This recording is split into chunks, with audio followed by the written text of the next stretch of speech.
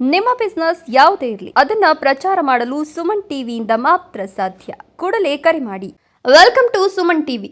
ಮಾಘ ಮಾಸದ ಪುಣ್ಯ ಹುಣ್ಣಿಮೆ ಅಂಗವಾಗಿ ಚಿಕ್ಕಬಳ್ಳಾಪುರದ ಐತಿಹಾಸಿಕ ನಂದಿಗಿರಿಧಾಮದಲ್ಲಿ ಭಕ್ತಿ ಮತ್ತು ಆರೋಗ್ಯದ ಮಹಾ ಸಂಗಮ ನಡೆಯಲಿದ್ದು ಫೆಬ್ರವರಿ 1ರಂದು ಸಂಜೆ 4 ಗಂಟೆಗೆ ನಂದಿಗಿರಿ ಪ್ರದಕ್ಷಿಣೆ ಕಾರ್ಯಕ್ರಮ ಹಮ್ಮಿಕೊಳ್ಳಲಾಗಿದೆ ಅಂತ ಸಂಸದ ಡಾಕ್ಟರ್ ಕೆ ಸುಧಾಕರ್ ತಿಳಿಸಿದ್ದಾರೆ. ನಂದಿಬೆಟ್ಟದ ಸಮೀಪದ ಶ್ರೀ ಭೋಗನಂದೀಶ್ವರ ದೇವಾಲಯದಿಂದ ಪ್ರದಕ್ಷಿಣೆ ಆರಂಭವಾಗಲಿದ್ದು ಎಲ್ಲ ಜಾತಿ ಧರ್ಮಗಳ ಜನರು ಭಾಗವಹಿಸಬಹುದು ಅಂತ ಸಂಸದರು ಆಹ್ವಾನ ನೀಡಿದ್ದಾರೆ.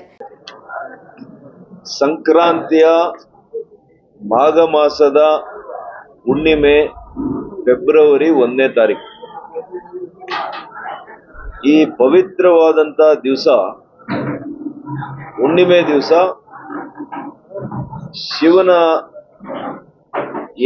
ಶಿವನ ಪುರಾತನ ದೇವಸ್ಥಾನ ಇರುತ್ತೆ, ಆ ಗಿರಿಯ ಸುತ್ತಲೂ ಕೂಡ ಇವತ್ತು ಪ್ರದಕ್ಷಿಣೆಯನ್ನು ಹಾಕಿದ್ರೆ ಬಹಳಷ್ಟು ಪುಣ್ಯ ಸಿಗ್ತದೆ ಅಂತೇಳಿ ಸನಾತನ ಧರ್ಮದಲ್ಲಿ ಇವತ್ತು ಒಂದು ಪ್ರತೀತಿ ಇದೆ. ಹಾಗಾಗಿ ಈ ಬಾರಿ ನಮ್ಮ ದಕ್ಷಿಣ ಕಾಶಿ ಅಂತಾನೆ ಖ್ಯಾತಿಯನ್ನ ಗಳಿಸಿರ್ತಕ್ಕಂಥ ನಂದಿ ಭೋಗನಂದೀಶ್ವರ ದೇವಸ್ಥಾನ, ನಂದಿಗಿರಿ, ನಂದಿ ಬೆಟ್ಟ ಏನು ಅಂತಾರಾಷ್ಟ್ರೀಯ ಖ್ಯಾತಿಯನ್ನ ಗಳಿಸಿರ್ತಕ್ಕಂಥದ್ದು, ಪ್ರವಾಸೋದ್ಯಮ ದೃಷ್ಟಿಯಿಂದನೂ ಹೌದು, ಅದೇ ರೀತಿ ಆಧ್ಯಾತ್ಮಿಕ ಕ್ಷೇತ್ರದ ಆ ಒಂದು ದೃಷ್ಟಿಯಿಂದನೂ ಹೌದು, ಮತ್ತು ದೈಹಿಕವಾಗಿ ಕೂಡ ಇವತ್ತು ನಮ್ಮನ್ನ ನಾವು ಒಳ್ಳೆ ರೀತಿಯಲ್ಲಿ ದೈಹಿಕ ಆರೋಗ್ಯವನ್ನ ಕಾಪಾಡಿಕೊಳ್ಳಿಕ್ಕೆ ಕೂಡ ಇಂತಹ ಪಥಸಂಚಲನ ಅಥವಾ ನಡಿಗೆ ಇವೆಲ್ಲ ಕೂಡ ಬಹಳಷ್ಟು ಒಳ್ಳೇದು. ನಾನು ಅದನ್ನು ಒಪ್ಪಲ್ಲ. ನೀವು ಹೇಳೋದು ಸತ್ಯ, ಅದು ಇಟ್ ಈಸ್ ನಾಟ್ ಕರೆಕ್ಟ್. ಯಾವಾಗಲೂ ಕೂಡ ರಾಜಕೀಯ ಪಕ್ಷ ಅಂತಂದ್ರೆ ನಂಬಿಕೆ ಮೇಲೆ, ವಿಶ್ವಾಸದ ಮೇಲೆ ನಡೆಯುವಂತ ವ್ಯವಸ್ಥೆ. ಆ ವ್ಯವಸ್ಥೆಯನ್ನ ಅತ್ಯಂತ ಪಾವಿತ್ರತೆಯಿಂದ ನಾವು ಕಾಪಾಡ್ಕೋಬೇಕು. ಇಲ್ಲಿದ್ದು ಅಲ್ಲಿ ಮಾಡೋದು, ಅಲ್ಲಿರೋರ್ನ ನಾವು ಮಾಡಿಸ್ಕೊಳ್ಳೋದು, ಇದೆಲ್ಲ ಕೂಡ ಆತ್ಮವಂಚನೆ ಮಾಡ್ಕೊಂಡು ಮಾಡ್ಬೇಕು. ನಾನು ಆ ರೀತಿಯಲ್ಲಿ ಮಾಡಿದ್ರೆ ನಾನು ಯಾರು ಸೋಲ್ಸಕ್ಕೆ ಆಗ್ತಾ ಇರ್ಲಿಲ್ಲ. ನನ್ನ ಜೀವನದಲ್ಲಿ ಆ ಥರ ಮಾಡಕ್ ಹೋಗಿಲ್ಲ, ಮಾಡೋದು ಇಲ್ಲ. ಯಾಕೆಂದ್ರೆ ನಮ್ಮ ಜೊತೆಯಲ್ಲಿರೋರೇ ಹೇಳ್ತಾರೆ, ಯಾವ ದೊಡ್ಡ ಮನುಷ್ಯರು ಇವರು, ಇಲ್ಲೇ ಇದ್ದಾರೆ, ಅಲ್ಲಿ ಮಾಡ್ತಾ ಇದ್ದಾರೆ ಅಂತ ಅನ್ಸುತ್ತಾ ಇಲ್ವಾ? ಅದಕ್ಕೆ ಪ್ರತಿಯೊಬ್ಬನಿಗೂ ಕೂಡ ಆತ್ಮಸಾಕ್ಷಿ ಪ್ರಶ್ನೆ ಮಾಡ್ಬೇಕು. ನಾನೀಗ ಮಾಡ್ತಾ ಇರೋ ಕೆಲಸ ಸರಿ ಇದೆಯಾ ಇಲ್ವಾ? ನಾನು ಖರೀದಿಗೂ ಹೋಗಿಲ್ಲ, ಏನು ಹೋಗಿಲ್ಲ. ನಾನು ಯಾವುದೋ ತೋಟದಲ್ಲಿರೋದನ್ನ ಮಾಡ್ಬಿಟ್ಟು ತೋರಿಸ್ಬಿಟ್ರೆ ನಾನು ಪ್ರತಿ ವಾರ ಒಂದೊಂದು ತೋಟಕ್ಕೆ ಹೋಗ್ತೀನಿ. ತೋಟಕ್ಕೆ ಹೋಗಿರೋದೇ ಅಪರಾಧನ ಅಲ್ರಿ? ಇವಾಗ ಯಾವುದೋ ಒಂದು ಲಿಟಿಗೇಷನ್ ಇರುವಂತ ಲ್ಯಾಂಡು ನಮಗ್ ಗೊತ್ತಿರಲ್ಲಪ್ಪ, ಯಾರೋ ನಮ್ಮ ಫ್ರೆಂಡು ಕರ್ಕೊಂಡು ಹೋಗ್ತಾರೆ, ನಮ್ಮ ಸ್ನೇಹಿತರು ಕರ್ಕೊಂಡು ಹೋಗ್ತಾರೆ, ಬನ್ನಿ ಸರ್ ಈ ತೋಟ ನೋಡಿ, ಮಾವಿನ ಹಣ್ಣು ತಿನ್ನಿ ಅಂತಾರೆ, ಕಳೆಂಗರ ಹಣ್ಣು ತಿನ್ನಿ ಅಂತ ಕರ್ಕೊಂಡು ಹೋಗ್ತಾರೆ. ನನಗೂ ಮಾಲೂರ್ಗೇನ್ ಸಂಬಂಧ?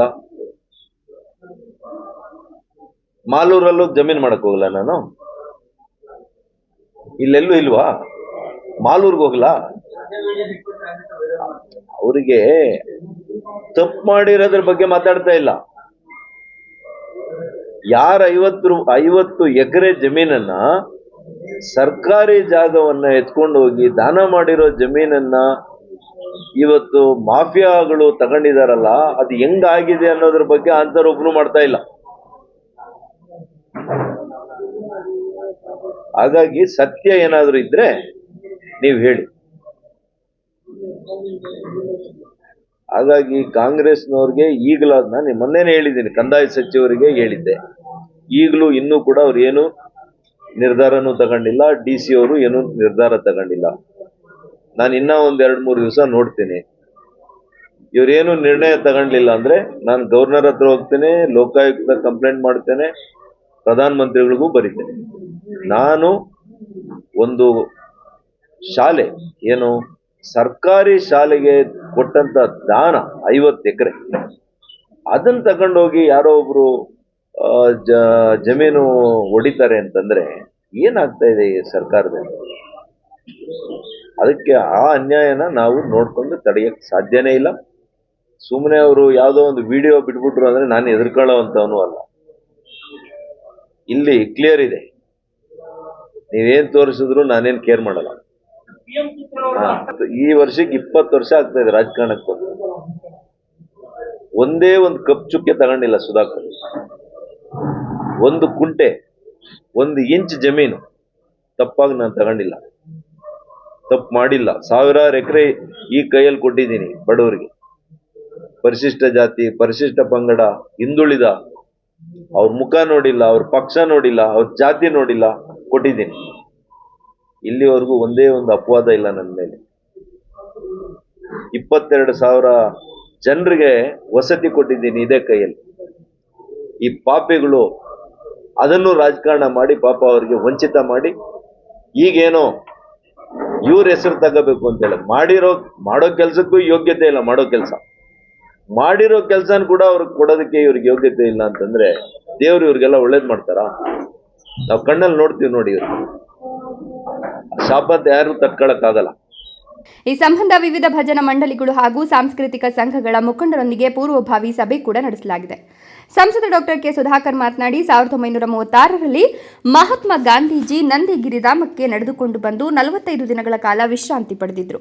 ಆ ಸಮಯದಲ್ಲಿ ನಂದಿ ಬೆಟ್ಟವನ್ನ ಆರೋಗ್ಯಧಾಮ ಅಂತ ಕರೆದಿದ್ರು ಅಂತ ಸ್ಮರಿಸಿದ್ರು.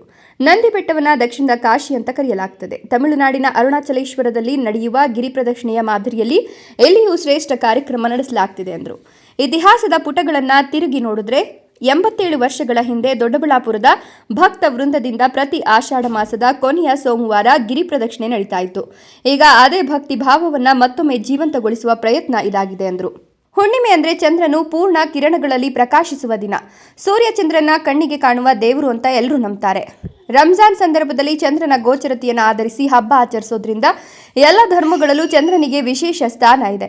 ಆದ್ದರಿಂದ ಮಾಘ ಹುಣ್ಣಿಮೆ ದಿನವೇ ಈ ಪವಿತ್ರ ಪ್ರದಕ್ಷಿಣೆ ಆಯೋಜಿಸಲಾಗಿದೆ ಅಂತ ಸಂಸದರು ತಿಳಿಸಿದ್ದಾರೆ.